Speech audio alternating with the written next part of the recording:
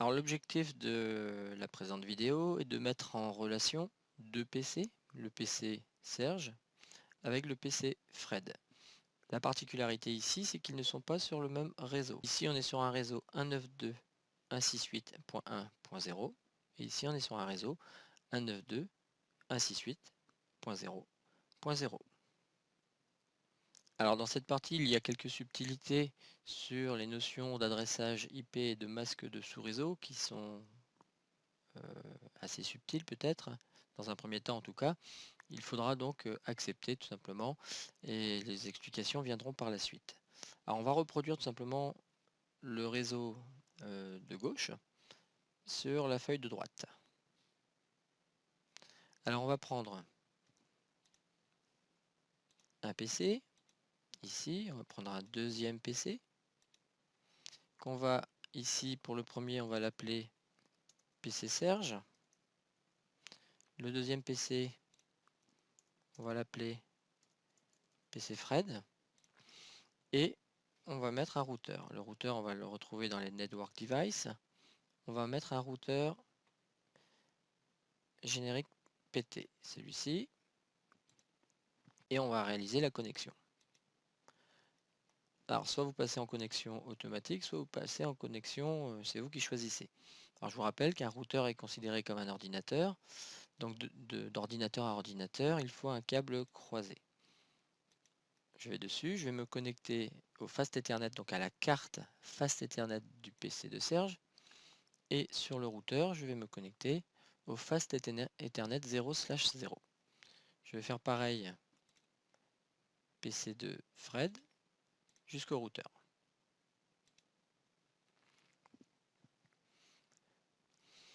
Quand vous avez les points rouges, ça veut dire que tout simplement les connexions ne sont pas établies. Les PC ne pourront pas communiquer. On va commencer par paramétrer l'adresse IP et le masque de sous-réseau de la machine de Serge. Alors ce qu'on paramètre, c'est le point vert qui appartient à la machine, c'est la carte réseau, sachant qu'une machine peut avoir une à plusieurs cartes réseau. On verra qu'une adresse IP n'identifie pas une machine, mais une carte réseau présente sur la machine. Donc on va aller, on clique sur le PC de Serge ici, et on va tout simplement aller dans la partie configuration, Fast Ethernet 0, c'est la carte avec le point vert, et je vais bien me mettre en statique ici, et je vais lui rentrer l'adresse IP 192.168.1.5. Vous faites tabulation et vous affiche directement le masque de sous-réseau. On verra en détail ce que cela signifie par la suite. On va faire pareil pour le PC de Fred. Je vais dans configuration, Fast Ethernet, statique, et je configure 192.168.0.11, donc l'adresse IP de la carte réseau du PC de Fred. Tabulation, le masque s'affiche. Donc malgré ceci, on voit que les connexions sont toujours pas valides. Tout simplement parce que sur le routeur, qui est un ordinateur quelque part, il a également, lui, a priori, deux cartes réseau. Une ici pour connecter au PC de Serge et puis une ici pour connecter au PC de Fred. Je clique sur le routeur et on va les connecter. On va aller dans configuration et on va aller configurer les cartes. Alors là vous avez différentes cartes. Fast Ethernet 0, 1, 4, 5. Alors il manque quelques informations. Vous allez aller dans Options, Préférences, et ici toujours montrer les ports des cartes. Du coup vous avez ici, on voit que Fast 0/0, c'est cette sortie-là, qui est donc connectée sur le réseau 192.168.1.0. Et la Fast 1/0 est connectée sur le réseau ici, connecté à Fred, qui est le réseau 192.168.0.0.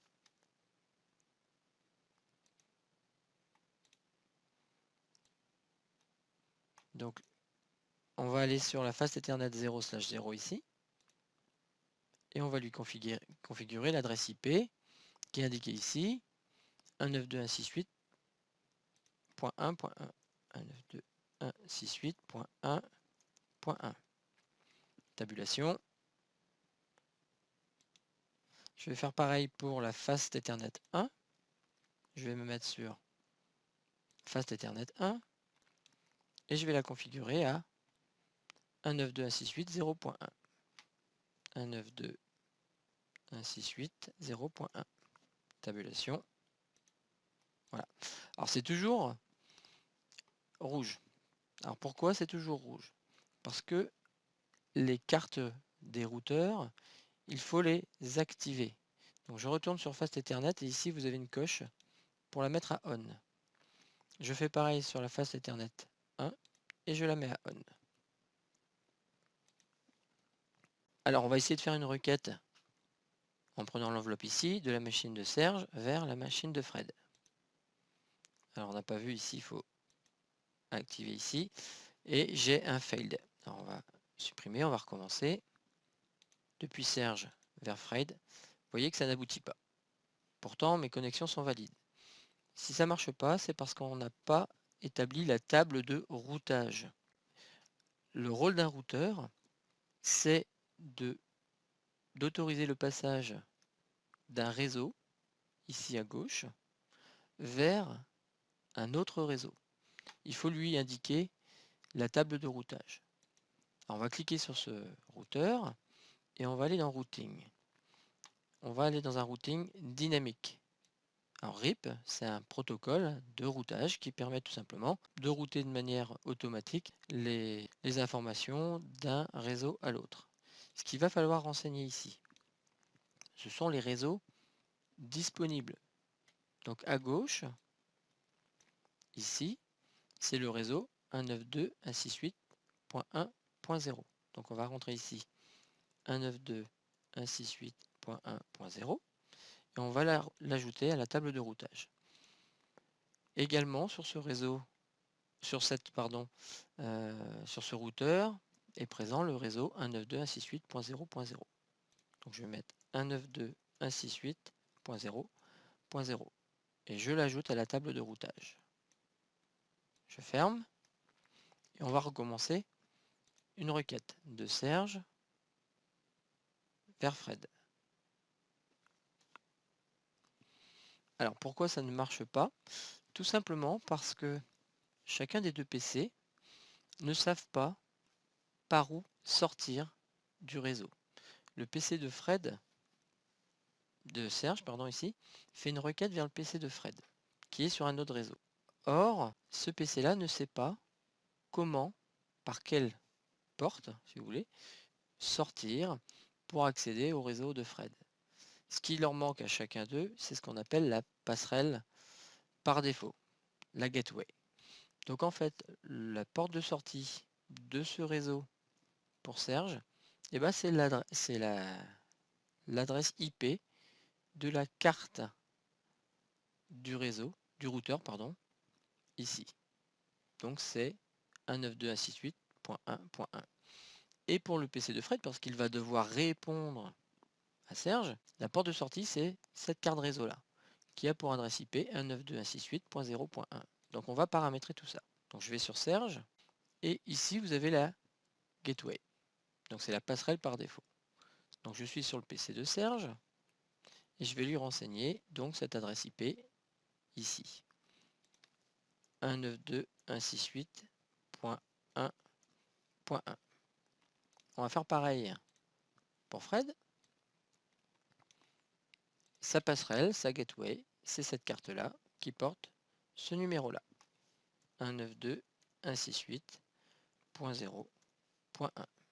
On valide et on va recommencer une requête. Et vous voyez qu'ici, cette fois-ci, c'est un successful, donc ça fonctionne très bien. Donc on récapitule ce que l'on a fait. Sur chacun des deux PC, on a paramétré l'adresse IP de chacune des cartes, ainsi que le masque de sous-réseau sur les deux PC. Sur le routeur, il avait, lui, deux cartes réseau de connecter pour connecter les deux réseaux. On a également paramétré les deux adresses IP et les masques de sous-réseau de ces deux cartes. Ensuite, on a renseigné le routeur sur les réseaux avoisinants, de manière à lui dire que sur une carte, il avait ce réseau ici, et sur l'autre carte, il avait le réseau de droite. Ce que l'on a fait après, c'est que on a configuré dans chacun des deux PC la porte de sortie pour sortir de leur propre réseau.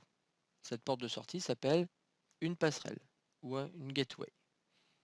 La gateway pour le PC de Serge, c'est cette carte réseau qui a cette adresse IP. Et la porte de sortie pour le PC de Fred, c'est cette carte qui appartient au réseau qui a cette adresse IP.